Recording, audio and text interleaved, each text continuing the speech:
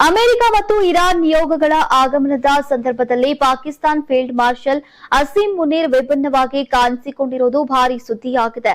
ಒಂದೇ ಸ್ಥಳದಲ್ಲಿ ಎರಡು ಪ್ರತ್ಯೇಕ ಸಂದರ್ಭಗಳಲ್ಲಿ ಅವರ ಉಡುಪಿನ ಬದಲಾವಣೆಗಳನ್ನ ಈಗ ಪ್ರಮುಖ ರಾಜತಾಂತ್ರಿಕ ಸೂಚನೆಯಾಗಿ ನೋಡಲಾಗ್ತಾ ಇದೆ. ಇರಾನಿನ ನಿಯೋಗ ಪಾಕಿಸ್ತಾನಕ್ಕೆ ಬಂದಾಗ ಅಸೀಂ ಮುನೀರ್ ಪೂರ್ವ ಮಿಲಿಟರಿ ಸಮವಸ್ತ್ರದಲ್ಲಿ ಕಾಣಿಸಿಕೊಂಡ್ರು. ಅವರ ಲುಕ್ ಬಲವಾದ ಮತ್ತು ಕಟ್ಟುನಿಟ್ಟಾದಂತಹ ಮಿಲಿಟರಿ ನಾಯಕತ್ವವನ್ನ ಪ್ರತಿಬಿಂಬಿಸಿದೆ, ಔಪಚಾರಿಕತೆಗಿಂತ ಬಲವನ್ನ ವ್ಯಕ್ತಪಡಿಸಿದೆ ಅಂತ ವಿಶ್ಲೇಷಣೆ ಮಾಡಲಾಗಿದೆ. ನೀವು ಸಣ್ಣ ಆಗ್ಬೇಕಲ್ವಾ, ಅದು ಒಂದು ಉತ್ತಮ ಆಹಾರದಿಂದ ಸಣ್ಣ ಆಗ್ಬೇಕಲ್ವಾ. ಪ್ರತಿದಿನ ನಮ್ಮ ಜೀನಿ ಸ್ಲಿಮ್ ನ ಯೂಸ್ ಮಾಡಿ ಯಾವುದೇ ಸೈಡ್ ಎಫೆಕ್ಟ್ ಇಲ್ದಂಗೆ ನೀವು ಸಣ್ಣ ಆಗ್ತೀರಾ.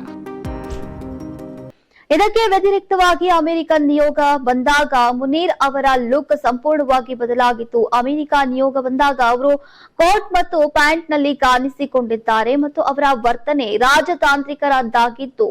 ಇದು ನೇರ ಸಂವಹನ ಮತ್ತು ಸಮತೋಲನವನ್ನ ಸೂಚಿಸಿದೆ. ಅಸೀಂ ಮುನೀರ್ ಅವರ ಉಡುಪು ಬದಲಾವಣೆಯನ್ನ ಈಗ ಉಡುಗೆ ರಾಜತಾಂತ್ರಿಕತೆ ಅಂತ ನೋಡ್ಲಾಗ್ತಾ ಇದೆ. ಎರಡು ದೇಶಗಳಿಗೆ ವಿಭಿನ್ನ ಸಂಕೇತಗಳನ್ನ ಕಳುಹಿಸೋಕೆ ಈಗ ಈ ಕ್ರಮವನ್ನ ಉದ್ದೇಶಪೂರ್ವಕವಾಗಿ ತೆಗೆದುಕೊಳ್ಳಲಾಗಿದೆ ಅಂತ ವಿಶ್ಲೇಷಣೆ ಮಾಡಲಾಗಿದೆ. ಇನ್ನು ವಿಶ್ಲೇಷಕರ ಪ್ರಕಾರ ಜೆಡಿ ವ್ಯಾನ್ಸ್ ಅವರನ್ನ ಯುದ್ಧ ವಿರೋಧಿ ಮತ್ತು ಶಾಂತಿಪರ ನಾಯಕ ಅಂತ ನೋಡ್ಲಾಗ್ತಾ ಇದೆ.